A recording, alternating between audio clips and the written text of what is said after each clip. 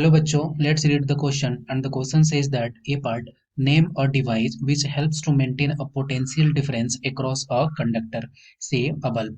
And B part is if a potential difference of 10 volt causes a current of 2 ampere to flow for 1 minute, how much energy is transferred?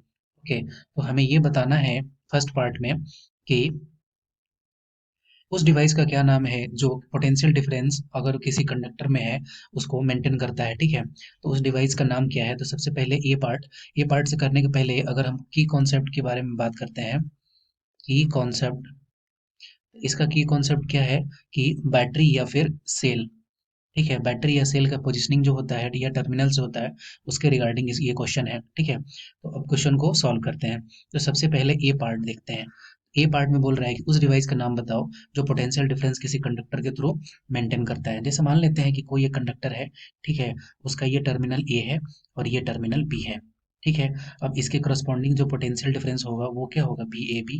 ठीक है, अब ये अगर connect है किसी battery या फिर सेल से, ठीक है, बैटरी या सेल से, ये जहाँ पे ये पॉजिटिव है नेगेटिव है, डायरेक्शन ऑफ करंट क्या हो गया, इस डायरेक्शन में फ्लो कर रहा है।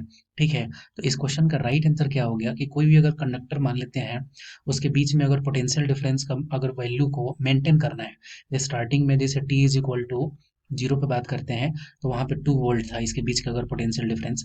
ठीक है, तो जैसे जैसे अगर अगर टाइम इंक्रीज करता है, T is equal to T time पर चाहिए, तो 2 वोल्ट का मेंटेन करने के लिए क्या यहाँ पे यूज करते हैं, तो यहाँ पे यूज करते हैं सेल या फिर बैटरी। ठीक है, तो इस क्वेश्चन का राइट आंसर क्या हो गया, सेल।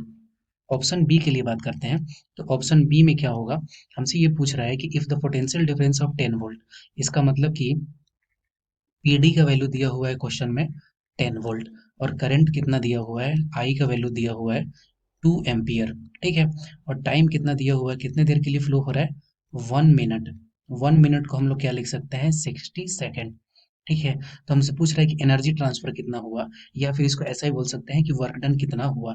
तो इस क्वेश्चन को करने के लिए सबसे पहले हमें क्यू का वैल्यू चाहिए, क्योंकि हमें जो वर्क डन होता है, वर्क डन निकालने के लिए हम लोग क्या लिख सकते हैं, क्योंकि potential difference is equal to work done upon charge होता है। ठीक है, तो work done is equal to क्या होगा, यहाँ पे होगा P D potential difference into charge. ठीक है, चार्ज। अब हमें चार्ज हमें पता नहीं है, ठीक है, लेकिन पीडी का वैल्यू पता है, तो हम चार्ज को कैसे निकाल सकते हैं, हम एक और फॉर्मूला यूज करेंगे, I is equal to Q by T. ठीक है, तो यहाँ से क्यू का वैल्यू क्या हो जाएगा, क्यू का वैल्यू हो जाएगा आई इंटू टी। तो आई का वैल्यू क्वेश्चन में क्या दिया हुआ है, 2 एम्पियर, और टाइम कितने टाइम के लिए जा रहा है, ये जा रहा है 60 सेकेंड के लिए। तो यहाँ से क्यू का वैल्यू क्या हो जाएगा, 120 कूलम। ठीक है, क्यू का वैल्यू हो गया 120 कूलम। इस वैल्यू को पुट कर देंगे, तो इस वैल्यू को पुट करने से क्या होगा, यहाँ पे पुट करेंगे, तो यहाँ से वर्क डन का वैल्यू क्या हो जाएगा, वर्क डन का वैल्यू पोटेंशियल डिफरेंस क्या दिया हुआ है, 10 वोल्ट।